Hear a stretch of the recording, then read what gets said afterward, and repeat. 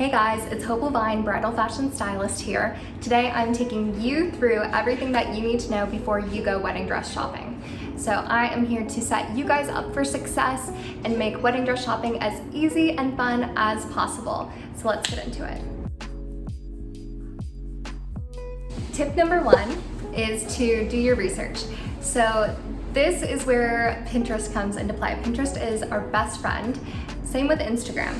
So you are going to just kind of play with different ideas and, save things that interest you. You don't have to put too much thought into it. It can just be that you like this train, you like that fabric, you like that silhouette, and then at the end of gathering all of these dresses that you like, we can kind of assess, there's a lot of back shots on your Pinterest, not a lot of front shots, so the back must be super important to you. This is where we kind of collect all of this data and see what's catching your eye, if you will. Now this is just research, and you do have to use Pinterest with a grain of salt because not everything that we see on Pinterest is easily linked back to a designer or a website where you can book an appointment. So this is for inspiration only, and I like to tell brides to not get too attached to what we see on there. It is purely for inspiration. Something else I highly recommend is taking my wedding dress aesthetic quiz along with my wedding dress silhouette quiz. These are two resources that can help you narrow down your bridal style and your bridal silhouette that might look best on you. Based off of my 7 years of experience as a bridal stylist, I've created these quizzes for you. So it's kind of like getting one-on-one styling help. So check out those quizzes if you want to see your aesthetic and your silhouette that is best for you. After you've played around with inspiration and you have a general idea of what you might like, now you can kind of figure out where you want to go in terms of price point and style, and that helps you figure out the stores that would be best suited for you. And of course, that brings me to tip number two, which is having a budget. Now, a budget is a big, daunting thing because I know you're worried if you commit to a budget, you're boxing yourself in. By saying that you only want to spend $4,000 on a dress, what if your dream dress is $5,000 and your bridal stylist doesn't pull it for you because of that? A budget is kind of just for you and your stylist to have this frame of reference. We can do $3,000, but if we love it, we'll go up to $4,000. I've worked with so many brides throughout the years that they'll say hey, my budget's $2,000, but if I find the dress that I love, I can move some things around in my budget elsewhere, and I can maybe do $3,500.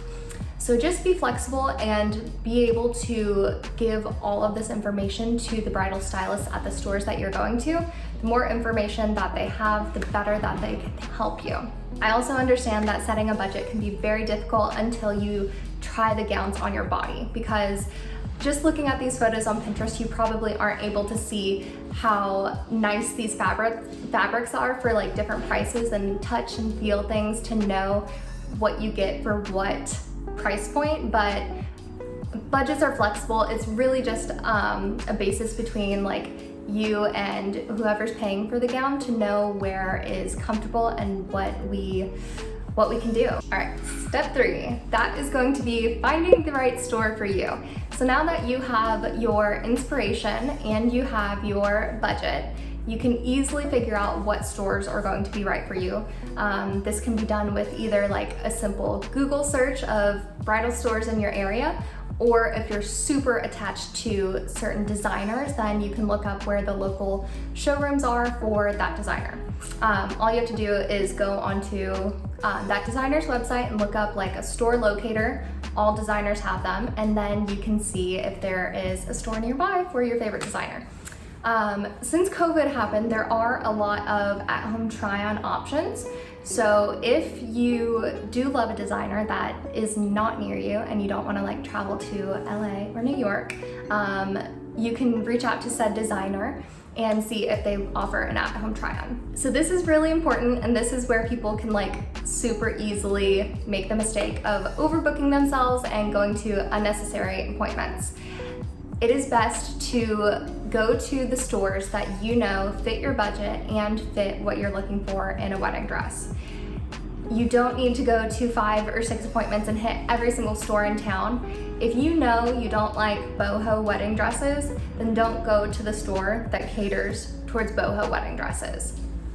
That's a waste of time on those stylists, on your friends and family that you're taking to these appointments, and there is such a thing as trying on too many dresses. So only book appointments where you think that you are setting yourself up for success, and I promise it'll be a much more smooth and fun experience for everyone. Another thing you'll want to consider when booking these appointments is your wedding date. If you have a wedding date that is, like 6 months or less, then you're probably going to look at stores that sell off the rack gowns, or you're going to look at sample sales locally in your area. A sample sale is when a store sells all of their last season samples that they aren't going to be carrying anymore.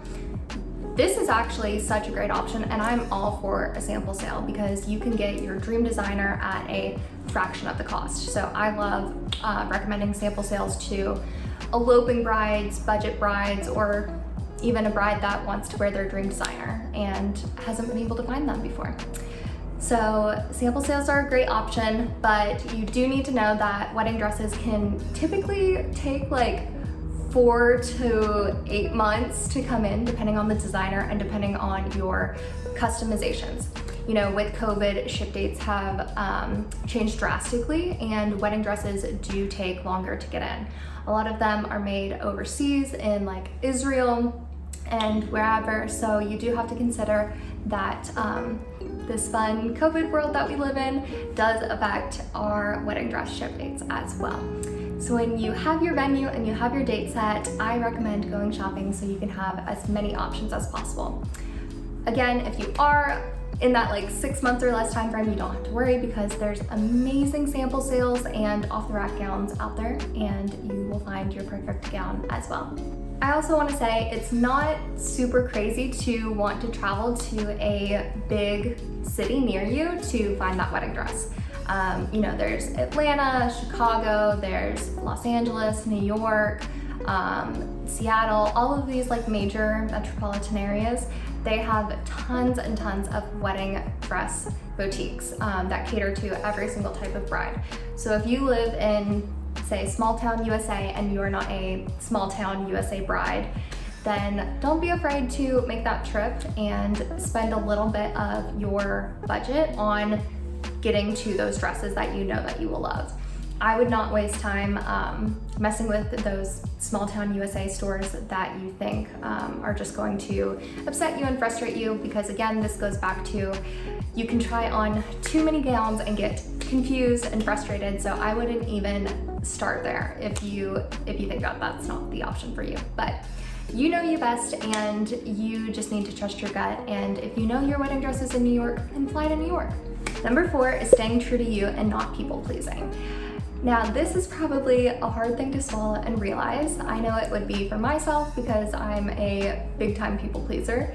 So I know this is also something that I need to be hearing. But as a bride, this is your day, and no one can tell you how you feel in a wedding gown or how you should feel in a wedding gown.